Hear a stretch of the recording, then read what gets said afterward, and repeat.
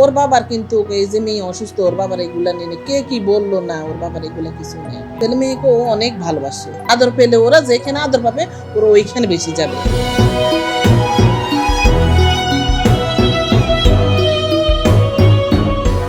আমার মেয়ে কারো কিছু ধরতে পারতো না, কিছু করতে পারতো না।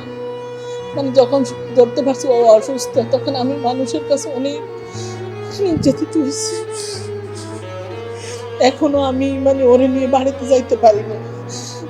অনেক জনের অনেক কুসংস্কার কথা শুনি, এই জন্য আমার ছেলে আমার বাড়িতে যাইতে দেয় না। বাড়িতে যদি কেউ কিছু বলে, মানে ওর বাবা এগুলা গায়ে নেয় না। তো ওর বাবা যদি না থাকে তারপরে আমি কি করবো, এইটাই নিয়ে আমার একটা চিন্তা আর কি। আমি তো আর সবসময় বেঁচে থাকবো না। আমার বাবার ফ্যামিলিরা ওরে অনেক মহব্বত করে, আবার কিছু দেওয়ার ক্ষেত্রে আমার মেয়েকে আগে দেয়।